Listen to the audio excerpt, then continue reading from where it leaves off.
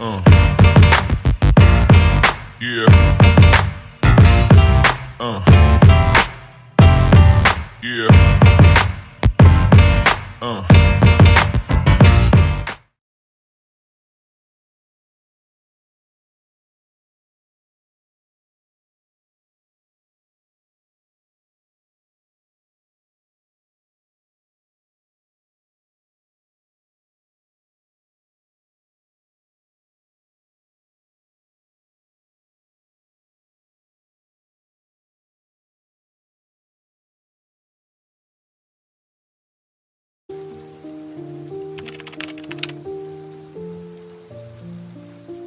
Cerita ini dimulai dari tahun 2018. Ada seorang pemuda yang bernama Panseng. Ia adalah programmer di sebuah perusahaan situs bimbel online. Panseng merupakan pekerja yang sangat loyal dan juga pekerja keras. Siang malam sampai lembur ia lakukan demi pengembangan situsnya. Siang ini Panseng berharap dia akan naik jabatan mengingat kontribusi yang telah ia lakukan demi perusahaan ini. Sayangnya Panseng salah. Ia tetaplah pegawai biasa sementara temannya yang masuk lewat jalur orang dalam malah terpilih sebagai CTO atau pimpinan eksekutif departemen teknis. Meskipun Panseng berusaha tidak sakit hati, tapi dia nggak bisa menutupi rasa kecewanya. Pria itu kemudian pun resign dan mengambil tawaran bekerja di Singapura untuk menjadi singa air mancur. Karena Panseng adalah programmer yang jenius, ia mendapat tawaran di perusahaan game online. Panseng berangkat naik pesawat dari Tiongkok ke Singapura bersama beberapa temannya. Di tengah jalan, pekerja senior yang bernama Chai yang ikut dalam pesawat itu memberitahu kalau mereka harus transit dulu selama 10 jam sebelum sampai di Singapura. Sebagai yang sudah berpengalaman, Chai mengajak para juniornya itu untuk jalan-jalan di sekitar bandara. Katanya bisa untuk melepas penat sekaligus mengencangkan otot kempol. Tanpa rasa curiga, Panseng pun dan beberapa karyawan baru mengikuti Chai keluar bandara. Bahkan mereka tidak mengajukan banyak pertanyaan ketika Chai meminta mereka semua untuk mengumpulkan paspor dengan alasan pemeriksaan imigrasi. Setelah itu, mereka tiba di sebuah pasar tradisional yang tampaknya memang ditujukan untuk wisatawan. Dan mereka harus menggunakan bahasa daerah jika mau dapat harga murah. Para karyawan baru ini pun merasa sangat senang, bahkan Panseng memberi kabar kepada orang-orang rumah kalau ia sedang transit di tempat yang indah dan menyenangkan.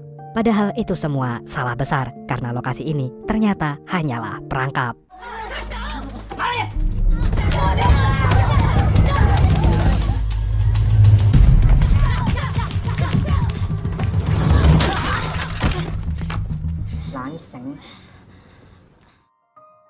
Beberapa jam kemudian, Panseng dan teman-teman barunya dibawa ke sebuah bangunan yang mirip dengan kamp pengungsian Rohingya.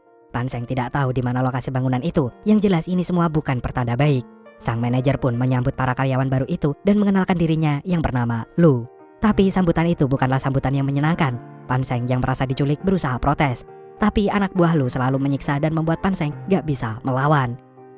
Setelah itu, manajer Lu mengajak para karyawan barunya itu berkeliling di bangunan yang juga menjadi kantor tersebut. Kantor yang katanya perusahaan game online ini faktanya adalah perusahaan judi online yang melibatkan banyak sekali orang.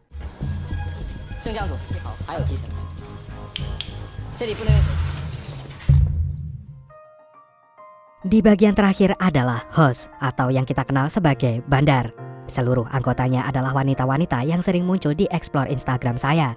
Mereka bertugas memikat para pemain judi online. Pada intinya situs ini akan menciptakan apapun supaya orang-orang betah main judi slot.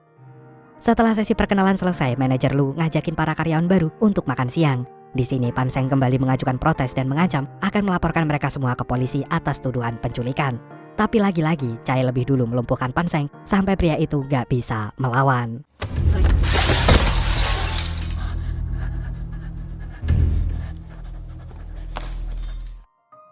Malamnya Panseng dibawa ke mes yang sangat kotor dan tidak layak huni, ya 11-12 dengan cost the rate.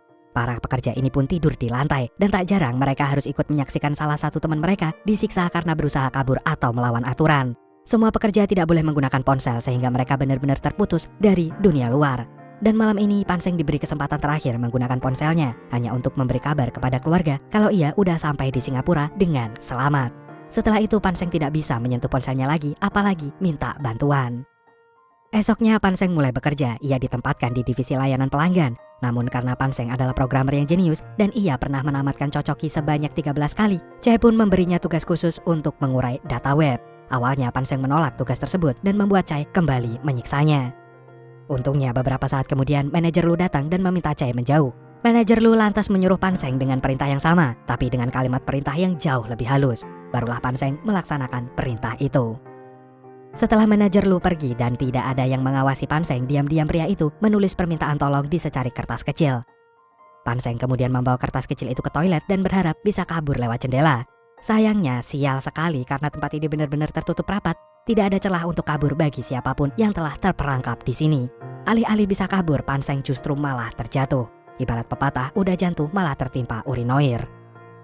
Suara Panseng ini pun membuat seseorang yang ternyata juga berada di toilet langsung memeriksanya. Orang itu ternyata bernama Liang Ana, salah satu host yang sangat patut diacungi jempol. Ana kemudian membaca kertas yang dibawa Panseng lalu mengingatkannya kalau akan ada hukuman yang berat bagi para pembocor rahasia. Ana juga berkata kalau mereka tidak mungkin bisa kabur karena tempat ini dijaga dengan sangat ketat. Panseng sendiri masih merasa nggak terima, terutama karena ia menyadari kalau dia adalah korban penculikan. Panseng jadi penasaran kenapa Ana bisa sangat tenang dan terlihat menerima kenyataan kalau ia harus berada di tempat yang mirip neraka ini.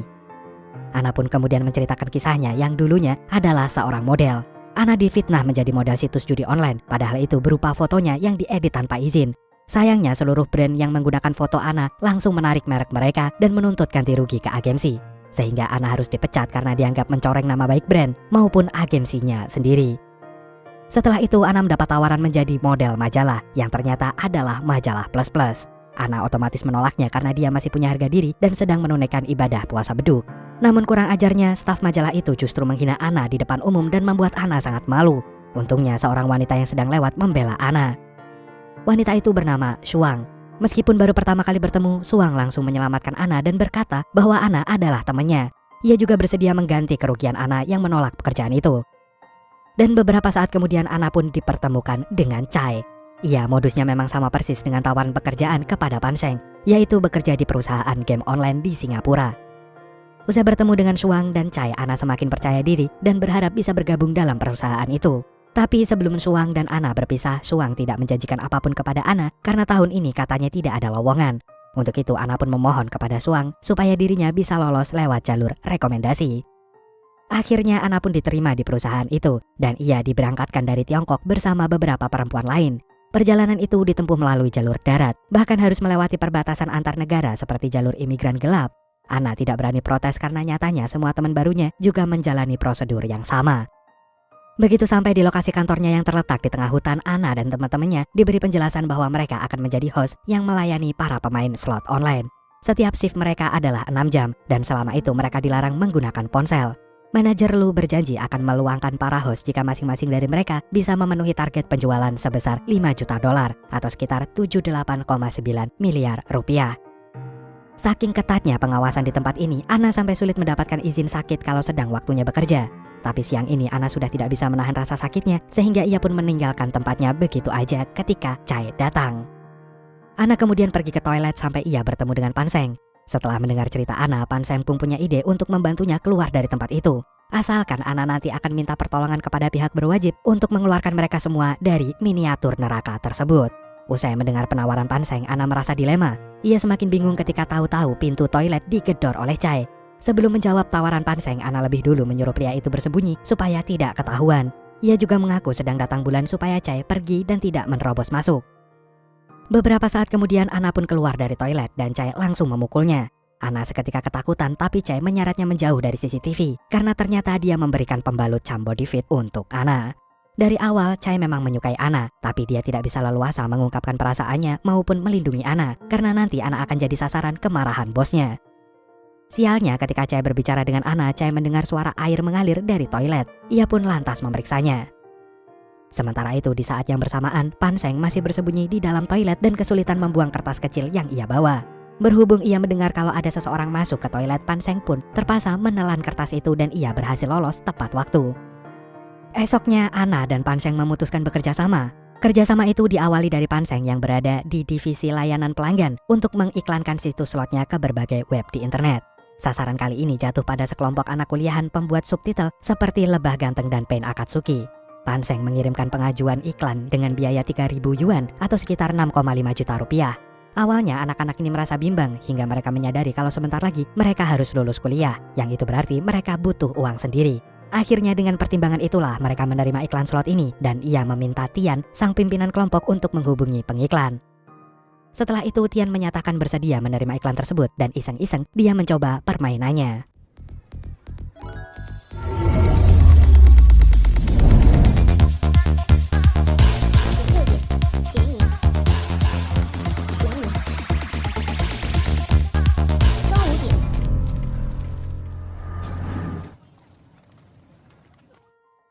Seperti permainan judi pada umumnya, awal-awal Tian bisa memenangkan taruhan.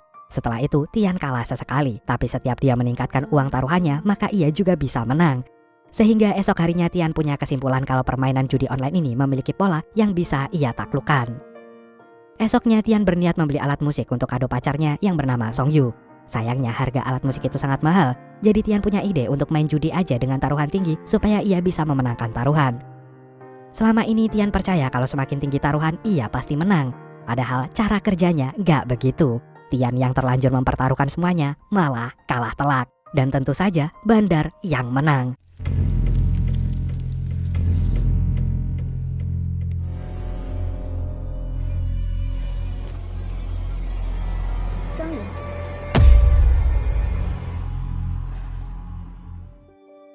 Kekalahan ini pun segera direspon oleh Panseng. Seperti yang telah direncanakan agar penjudi bernama Tian itu tidak mengakhiri permainannya, Panseng mengirimkan pesan atas nama Ana sebagai hostnya dengan judul Informasi Istimewa. Fitur ini membuat Ana seolah-olah menjadi orang dalam yang berteman dengan Tian dan bersedia membocorkan rahasia bandar supaya Tian menang.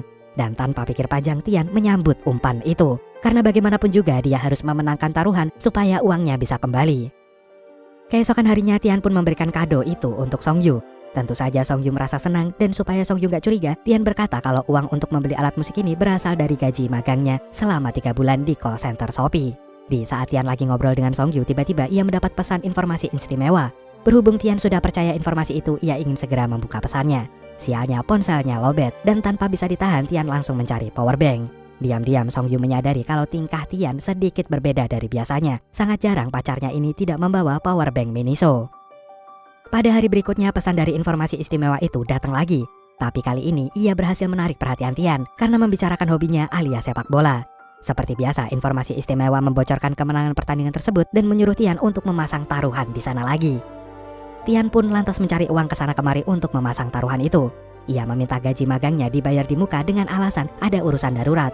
Lalu meminjam ke tetangga, bahkan meminta orang-orang random di jalanan untuk mengunduh aplikasinya supaya Tian mendapat uang dari sana.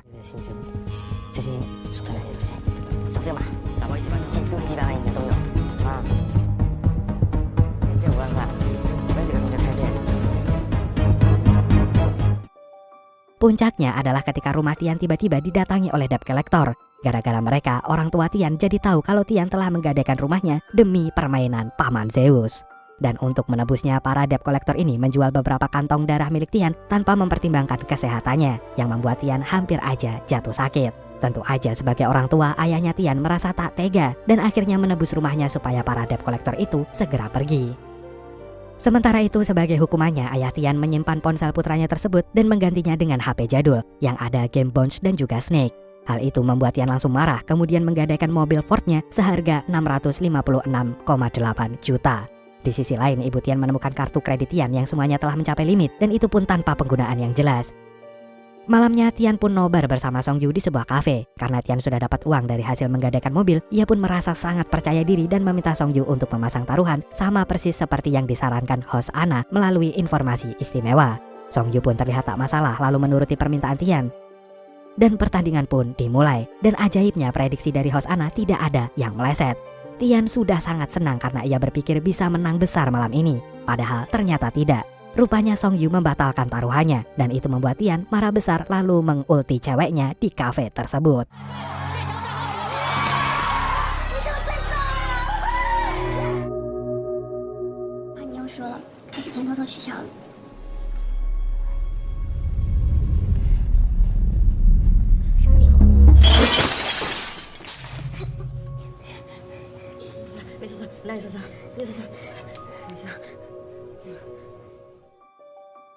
Keesokan harinya Tian pun mengunjungi rumah neneknya di daerah pelosok Nganjuk dan dia berkata kalau ia akan menikah.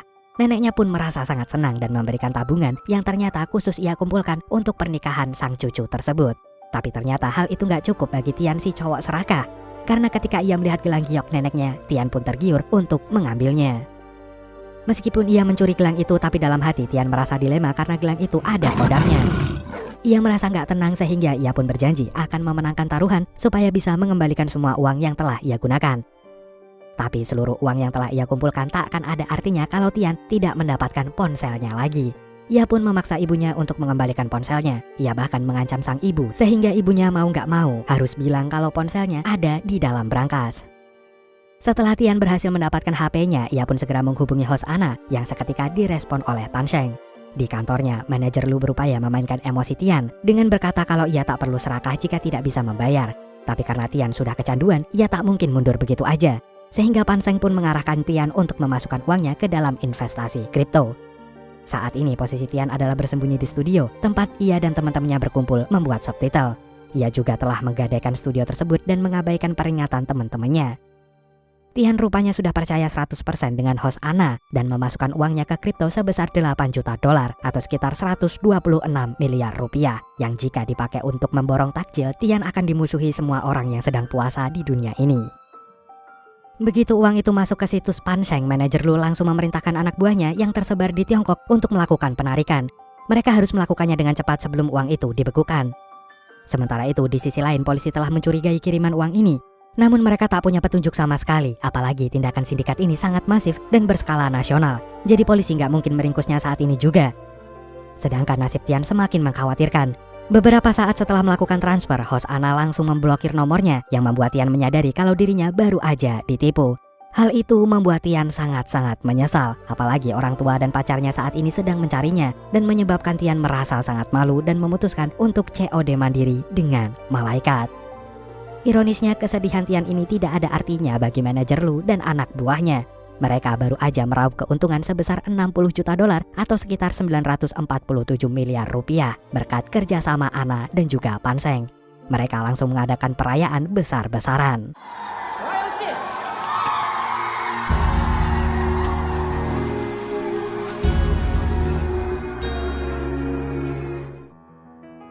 Kini harusnya Anna bisa keluar dari tempat itu karena dia telah mengumpulkan 5 juta dolar sesuai dengan kesepakatan awal. Itu berarti dia harus berpisah dengan Pan Sheng.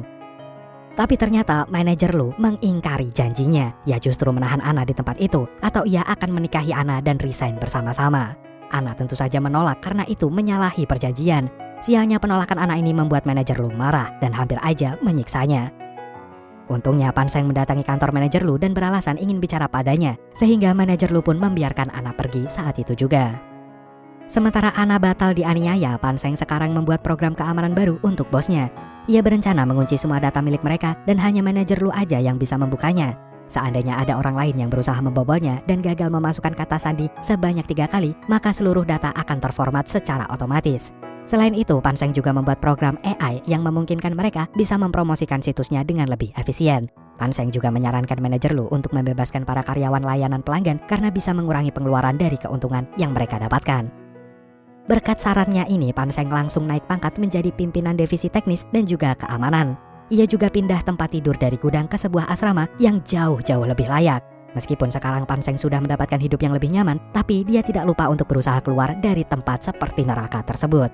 Ia pun menulis nomor darurat dan tanda SOS untuk minta pertolongan di selembar uang dolar yang ia dapatkan kemarin. Keesokan harinya, manajer Lu mengajak para karyawan berlibur ke kota. Pan Sheng diam-diam minta tolong ke Anna untuk membelanjakan uang itu supaya orang lain bisa menangkap sinyal SOS dari mereka. Sebenarnya kalau dilihat sekilas para karyawan ini seperti sedang liburan kantor biasa. Mereka juga mengambil foto dan tampak begitu gembira. Padahal sejak tadi Pan Sheng berpose sedang telepon sebagai sinyal minta bantuan. Kemudian Pan Sheng mengirimkan ke temannya yang bernama Gao. Sayangnya Gao nggak mengerti makna pose itu. Setelah itu mereka makan siang di sebuah restoran dan rencananya Anna akan mentraktir mereka semua jamu beras kencur karena dia menjadi host nomor 1 dalam periode ini. Sialnya ketika Anna akan membayar menggunakan uang dolar tadi, sang pelayan menolak uang tersebut karena mereka tidak menerima dolar. Dan yang membuat makin kesal si pelayan gak bisa menangkap isyarat Anna yang sedang minta tolong. Uang itu pun akhirnya jatuh dan malah terkena minuman yang langsung diambil oleh Pan Sheng. Usai liburan berakhir, manajer Lu pun mendengarkan usul Pan Sheng untuk mengeluarkan para karyawan di layanan pelanggan. Meski begitu, diam-diam Pan Sheng meminta tolong kepada salah satu karyawan tersebut yang bernama Jim untuk memberikan uang dolar itu kepada orang lain di luar sana. Sama seperti yang ia lakukan kepada Ana, Panseng berharap ada orang dari luar yang akan mengirimkan bantuan kepada mereka. Malamnya, Jim dan karyawan lain diberangkatkan dan dikawal oleh Chai. Tapi yang namanya tanggal apes memang gak ada di kalender. Malam itu Chai kehabisan rokok Aspronya dan minta uang tunai dari para mantan karyawannya. Dan ia pun bisa menemukan uang dolar dari celana Jim dengan sangat cepat. Chai kemudian pergi ke Indo April dan beli rokok menggunakan uang dolar itu. Namun sialnya harapan Panseng lagi-lagi harus terputus karena si pelayan Indo April menolak uang itu karena terlihat ada coretannya. Dan dari situlah Chai mulai curiga dan langsung menyelidikinya. Gak lama kemudian Jim dibawa kembali ke markas setelah dihajar sampai babak belur. Chai sudah tahu kalau tulisan yang ada di uang dolar itu adalah nomor darurat. Berhubung tidak tahan melihat Jim yang disiksa padahal gak bersalah, secara bersamaan Ana dan Panseng mengaku kalau itu adalah ulah mereka. Dan karena udah ketahuan, Panseng sekalian menyuarakan protesnya dan ngajakin teman-temannya untuk kabur dari tempat itu. Sayangnya setelah bertahun-tahun diculik di sana, membuat para karyawan lain gak punya keberanian sama sekali. Dan itu menyebabkan Panseng dan Ana mendapat hukuman yang begitu berat.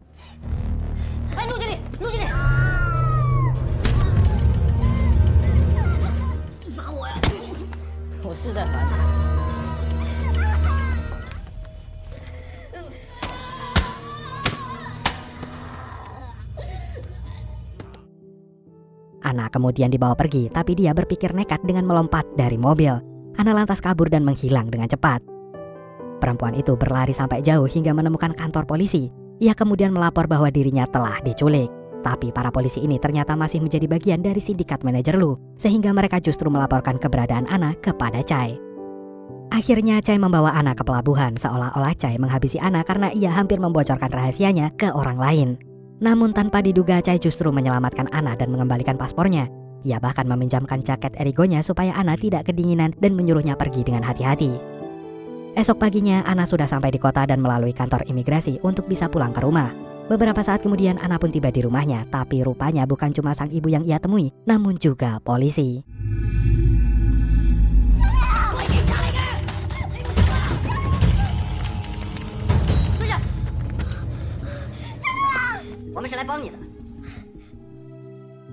Saat ini kondisi Ana memang sangat mengkhawatirkan, jadi gak heran kalau ia takut dengan polisi.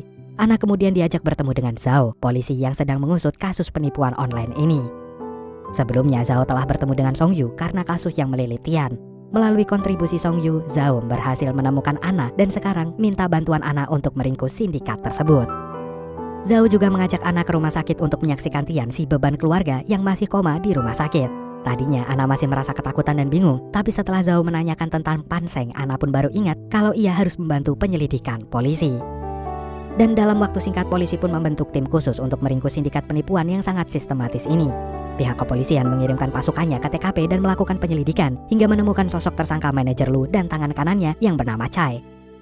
Para polisi pun telah menentukan lokasi sindikat tersebut yang berada di bekas pabrik petasan. Mereka pun segera menggerebeknya.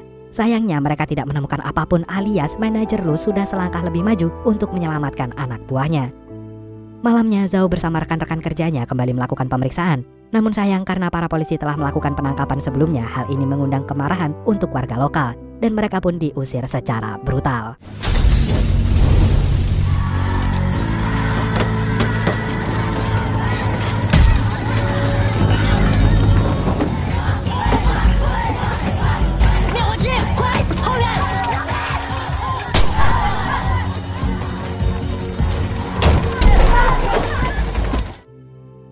Untungnya Mr. Chong, pimpinan para warga tersebut, menyelamatkan Zhao dan kawan-kawannya sebelum dihabisi. Tapi keagresifan warga lokal ini membuat Zhao merasa ciut. Di sisi lain mereka butuh izin untuk melakukan penyelidikan lebih jauh, dan itu tidak bisa mereka dapatkan kalau mereka tidak menemukan pemicu apapun.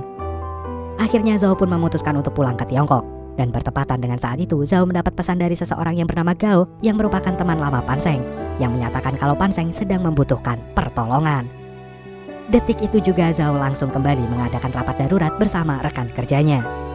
Melalui keterangan dari Ana, para polisi tahu kalau saat ini manajer Lu bersembunyi di sebuah sekolah. Di sekolah itu banyak anak-anak yang membuat polisi tidak mungkin bertindak gegabah dengan melakukan serangan. Para polisi harus menangkap tersangka dengan sangat hati-hati.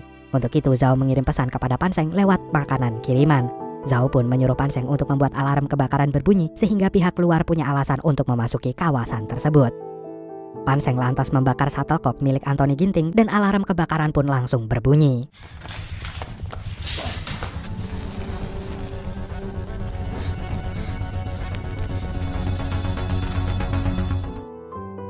Tanpa menunggu lama, mobil pemadam kebakaran segera memasuki sekolah tersebut bersamaan dengan polisi yang mengawal Anna. Sementara itu, manajer Lu dan Chai mengetahui kalau Anna datang bersama polisi. Dan tentu saja hal itu membuat manajer Lu terkejut karena Chai telah melaporkan Anna meninggoy. Namun sebelum manajer Lu menghajarnya, Chai lebih dulu menyerangnya. Tapi ternyata manajer Lu nggak marah. Ia justru meminta Chai pergi dan menyelamatkan laptopnya yang menjadi satu-satunya kunci dalam sistem data itu. Kemudian manajer Lu menemui Pan Seng dan memintanya untuk membawa putrinya pulang ke rumah ibunya. Beberapa saat kemudian polisi pun berhasil menemukan para tersangka termasuk manajer Lu. Namun Zhao tampak kecewa karena ternyata para karyawan ini telah menghancurkan semua barang bukti. Tapi tiba-tiba Pan Seng datang dan meminta manajer Lu untuk membuka akses laptopnya. Manajer Lu pun merasa dikhianati karena Pan Seng membocorkan rahasianya. Chai pun berusaha membela manajer Lu dan menembakkan pistol, tapi itu malah memicu tembakan dari para polisi dan suasana pun jadi tambah kacau.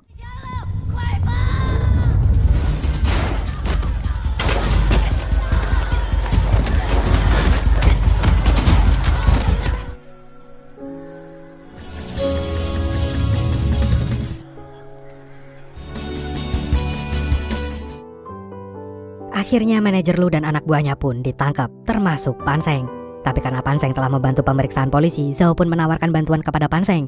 Dan Pan Seng hanya minta tolong supaya putri manajer Lu diantar ke rumah ibunya dengan selamat. Akhirnya dari kejadian ini manajer Lu divonis hukuman mati karena mendapat berbagai dakwaan seperti penculikan, penipuan, dan pembunuhan yang disengaja. Anna juga dihukum 2 tahun penjara dengan 1 tahun masa percobaan. Sementara Pan Seng dinyatakan bebas setelah membuktikan bahwa apa yang dia lakukan karena dipaksa oleh bosnya. Pan Seng juga menyerahkan lebih dari 2.000 daftar nama korban untuk membantu pemeriksaan polisi. Sekarang Pan Seng bekerja sebagai penasihat teknis di pusat anti penipuan di bawah pimpinan Zhao. Dengan kejeniusannya, kini Pan Seng bisa membantu polisi menyelamatkan para korban sebelum semuanya jadi terlambat.